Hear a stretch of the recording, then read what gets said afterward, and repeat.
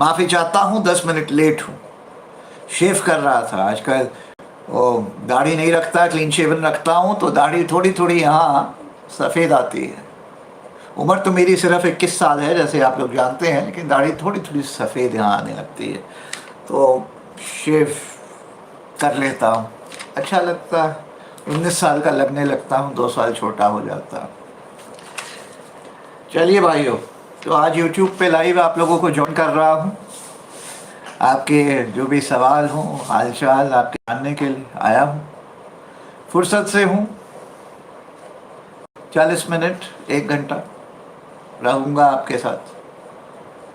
जैसे आप लोग जुड़ते हैं, बातचीत हम लोग करते रहेंगे और साथ ही साथ कुछ मेरे टॉपिक्स हैं जो मैं डिस्कस करना चाहूँगा। शुरुआत करना चाहूँगा ABC सॉन्ग के साथ। जी हाँ, ABC सॉन्ग। और जैसे आप लोग जुड़ते हैं, मैं चाहूँगा कि आप लोग भी द ABC सॉन्ग में मेरे साथ जुड़े।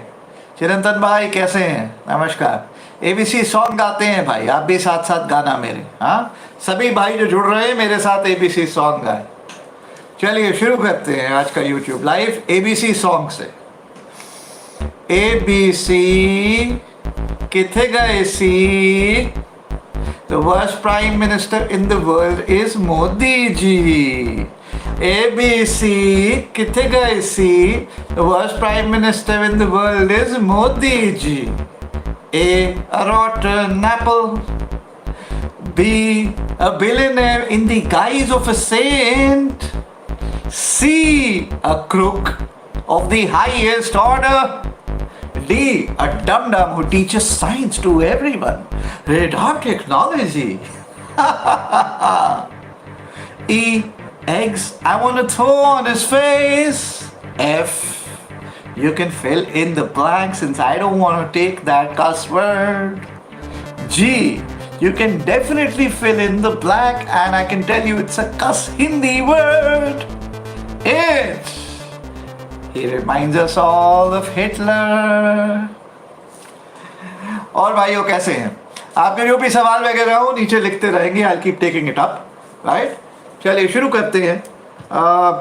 अभी भाई ने अभी भक्तों के लिए कहा है कि भाई कोरोना अगर भगाना है तो थालियां तो तुमने पीट ली, गोबर का लेप तो तुमने लगा लिया, गौमूत्र तुमने पी लिया, दिया तुमने जला लिया, कोरोना भागा नहीं। तो अभी भाई ने रिकमेंड किया है नींबू मिर्ची ट्राई कर लो। जब रफाल प्लेन आया था तो तुम्हारे डिफेंस मिनिस्टर रफाल पे नींबू मिर्ची लगा रहे थे। तो तुम अगर अनभक्त हो तो तुम लोग अपनी गर्दन में क्या करो, नींबू और मिर्ची बांध दो, शायद कुछ मदद हो जाए। बढ़ते हैं अगले टॉपिक की तरफ भाइयों। कंगना रनौत, कंगना, और जिनको काजल निषाद कहती है कंगना रन आउट, क्योंकि उनको आउट कर दिया जाता है बहुत जगहों से, ट्विटर से बाहर निकाल दिया। तो कंगना रनौत ने कहा है हाल ही में कि ये जो गंगा जी में जो बॉडीज तैर रही है 2,000 की मात्रा में, ये गंगा जी है ही नहीं, ये नाइजीरिया की कोई रिवर है, वहाँ बॉडीज घूम रही हैं, ऐसे तैर रही हैं। ये गंगा जी है ही नहीं।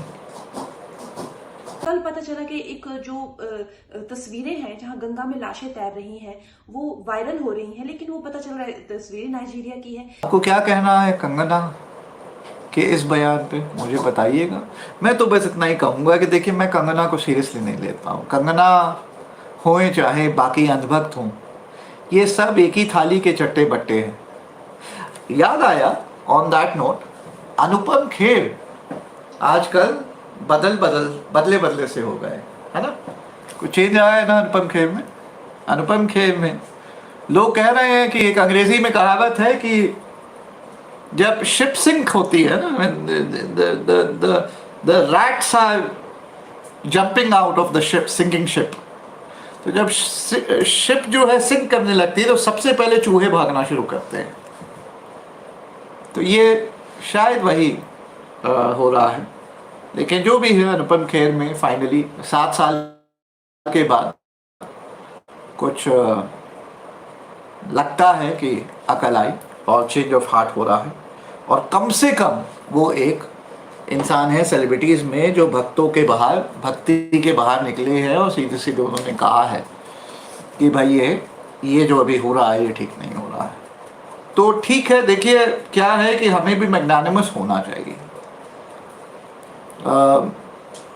अगर भूला जो है शाम को नहीं बेशक, लेकिन 7 साल बाद भी सवेरे या शाम तक आ जाए तो उसको भूला कहेंगे कि नहीं कहेंगे वो आप लोग डिसाइड करिए। लेकिन मेरी बुक्स में अगर कोई बदलना चाहे, चाहे वो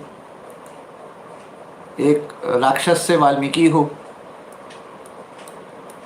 तो मौका देना चाहिए। आप लोग क्या कहते हैं, आप लोग क्या सोचते हैं, मुझे बताइएगा ज़रूर यहाँ नीचे कमेंट्स में। इसको शेयर कर दीजिए। मुझे पता नहीं यूट्यूब पे शेयर कैसे होता है, फेसबुक पे तो मुझे आता है, यूट्यूब पे लाइव शेयर कैसे होता है वगैरह मुझे नहीं पता, लेकिन अगर आप लोग पता है तो शेयर कर दीजिए। मुझे इंक्रीजिंगली लोग, आप लोगों को पता ही होगा, आज मैं फेसबुक पे रिस्ट्रिक्शन आ गई मेरे पे, मार्क जुकरबर्ग के फट गई, तो 24 घंटे की मेरे पे रिस्ट्रिक्शन लगा दी है। और यूट्यूब पे भी अब हमें आप ही लोगों से खबर मिलती रहती है कि लगता तो है कुछ रिस्ट्रिक्शन वगैरह है, क्योंकि अब देखिए वीडियोस भी डालने शुरू कर दिए लेकिन व्यूज़ मिल नहीं रही है। नोटिफिकेशन आप ही लोग कहते हैं किसी को जाता वगैरह है नहीं, जबकि सब लोग सब्सक्राइब हैं, नोटिफाइड हैं। और 93,000 वाला चैनल जिसके अभी यूट्यूब लाइव पे आप देखिए 2 लोग जुड़े हैं, ऐसे ही मेरा फेसबुक पे होता है। फेसबुक पे तो 1.5 लाख प्लस फॉलोअर्स हैं मेरे, लेकिन 3 लोग 4 लोग जुड़ते हैं। तो कुछ तो हो रहा है सरकार के खिलाफ, मोदी जी के खिलाफ बोलो तो कुछ तो हो रहा है। राहुल भाई कैसे हैं? चिरंतन भाई मज़ा आ गया क्या एबीसी सॉन्ग में मज़ा आया चलिए, तो एनीवेज कुछ यूट्यूब की भी फट रही होगी। अब फट रही है तो फटे भाई, अब क्या करें, हमारी नहीं किसी से फटती है, अब इनकी फटती है तो फटे। इतना कहना चाहूँगा, मैंने अनाउंसमेंट की हुई है, आप लोग जानते हैं कि जैसे ही मुझे मौका मिलेगा 1.5-2 महीने में मैं एक ऐप वेबसाइट बनाने वाला हूँ जो फेसबुक का इंडियन वर्जन होगा, फेसबुक से कम्पीट करेगा, ताकि हम और जितने मेरे एक्टिविस्ट हैं, मेरे खुद जानने ही वाले मेरे दोस्त यार 20 तो एक्टिविस्ट हैं, उनकी कंबाइन रीच 5 करोड़ लोग तक तो है। तो मैं ये ऐप बना के उन 20 को तो सबसे पहले डे 1 अपने प्लेटफॉर्म पे ले आऊँगा। एक बार उनको मैं वहाँ ले आया, वो वहाँ कंटेंट अपलोड करने लगे तो 5 करोड़ लोग तो महीना भर में आ जाएंगे मेरे वेबसाइट पे। तो फेसबुक के मार्क जुकरबर्ग को और यूट्यूब को भी, दोनों को कह देना चाहता हूँ कि मैं ये ऐप लॉन्च करूँगा जो यूट्यूब और फेसबुक का मिश्रण होगा, इंडियन वर्जन। ना भारत सरकार की सेंसरशिप होगी, ना कुछ होगा, ना डिक्टेट्स होंगे, ना कोई ड्रामा होगा, बस by the law of India चलेगा and by the conscience of Anupam Tripathi चलेगा, और एक डेमोक्रेसी से चलेगा, ठीक है, जहाँ फ्री स्पीच को सबसे ज़्यादा महत्व दिया जाएगा और गवर्नमेंट की क्रिटिक को हम इनकरेज करेंगे जहाँ गवर्नमेंट गड़बड़ करेगी, क्योंकि क्या करें भाई, दिल से तो एक्टिविस्ट हैं, सीधी सी बात है।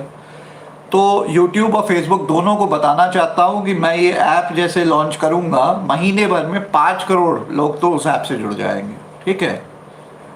बाकी आप लोग देख लीजिए, मुझे सेंसर कर रहे हैं, मुझे कोई आप मौका नहीं, मतलब क्या है कि मेरे पास चॉइस नहीं है दैन कि अपना ऐप लॉन्च करूँ। अपना ऐप मैं नहीं लॉन्च करता अगर फेसबुक मेरी सेंसरिंग नहीं करता, यूट्यूब भी जो है ये सब नहीं करता जो कर रहा है। लेकिन अब क्या करें भाई, देखिए हमें तो लड़ना आता है भारत सरकार से, प्रधानमंत्री से डेली लड़ते हैं। आप लोग 2 वेबसाइट ही तो हैं, आप लोग हैं कौन, यूट्यूब और फेसबुक हैं कौन आप लोग?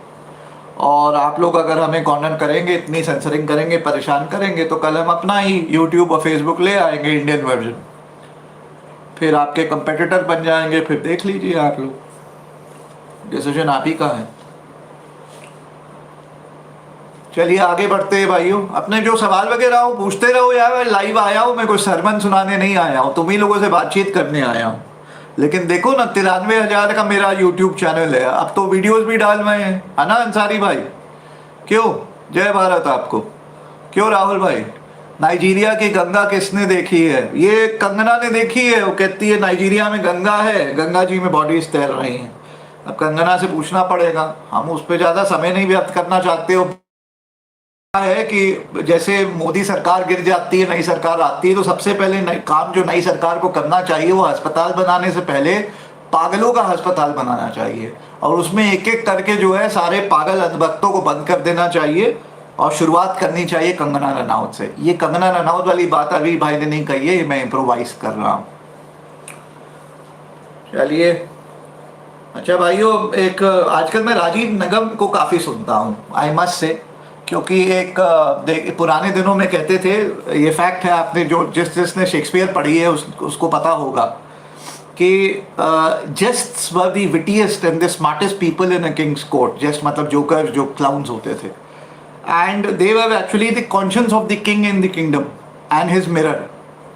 तो कहने का मतलब जेस्ट क्या करता था, हर किंग जो है वो अपने पास एक जेस्ट को रखता था, मतलब एक जोकर या एक क्लाउन को रखता था, और क्लाउन को इम्यूनिटी थी। Clown was the only one जिसको इम्यूनिटी थी कि वो कुछ भी मजाक करते रहता था, चुटकुला सुनाते रहता था, और राजा साहब पे भी चुटकुले चला देता था, और राजा साहब उसको इम्यूनिटी दिए रहते थे। अगर क्लाउन ने कोई चुटकुला राजा साहब पे चलाया तो राजा साहब उसकी खाल नहीं उधेड़ते थे, कोई और चला देगा तो जेल में बंद कर देंगे, खाल उधेड़ देंगे, गोली मार देंगे। तो ऐसे चलता था। सो दे वर द स्मार्टेस्ट पीपल, और उसको राजा साहब रखते ही इसलिए थे क्योंकि वो अपने चुटकुले में बहुत सी चीज़ें राजा साहब को बोल जाता था, उसके उनके किंगडम के बारे में बोल जाता था, जिससे राजा साहब की एवरी नाउ एंड देन मजाक तरीके से, लाइटर वेन में, लेकिन उनको मैसेज मिल जाता था कि भाई यहाँ पे मैं शायद गलत जा रहा हूँ, और राजा साहब लोग सुनते थे उसके। तो उनके एडवाइजर्स एक जगह होते थे, एक ये जस्ट होता था जो किसी की भी खींच देता था, बहुत बेटी बहुत स्मार्ट होता था, और मजाक में राजा साहब को मैसेज दे देता था कि राजा साहब मामला गड़बड़ चल रहा है। तो इसी संदर्भ में मैं आजकल जैसे राजीव निगम को देखता हूँ, बहुत हुआ सम्मान भैया, बहुत हुआ सम्मान। हाँ, आप लोग देखते हैं, देखा करिए। तो राजीव निगम आई मस्ट से अभी भारत का एक तरीके से, भारत सरकार का, मोदी सरकार का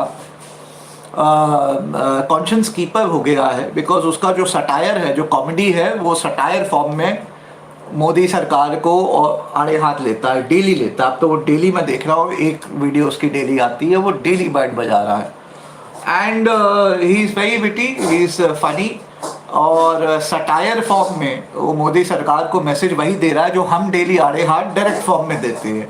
हम मोदी सरकार को डायरेक्ट कहते हैं, मोदी जी आप चोर हो, आप निकम्मे हो, आप इनकॉम्पिटेंट हो, देश विरोधी हो, इंसान विरोधी हो, you don't care about our people, you are narcissist who only cares about himself, और आप कब्रिस्तान और शमशानों पे अपना 13,000 करोड़ का आशियाना बना रहे हो। ये हम कहते हैं डायरेक्ट स्पीक।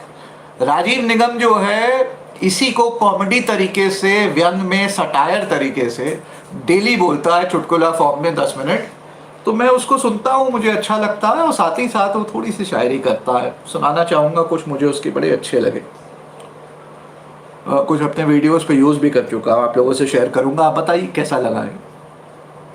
राजीव निगम कहते हैं, किसके लिए कह रहे हैं आप लोग जानते ही हैं। राजीव निगम कहते हैं, धूल तो चेहरे पे लगी थी, धूल तो चेहरे पे लगी थी, साहब आईना साफ किए जा रहे थे, साफ किए जा रहे थे, किए जा रहे थे, किए जा रहे थे। मैं इम्प्रोवाइज करूँ तो मैं कहूँगा, धूल कहीं ना कहीं आँख पे भी लगी हुई थी, और दिल में बहुत सारा मैल था, और दिमाग में बहुत सारा कचरा भरा था, और साहब आईने को साफ किए जा रहे थे, साफ किए जा रहे थे, साफ किए जा रहे थे कि भाई इतना धुलधुला क्यों दिख रहा है।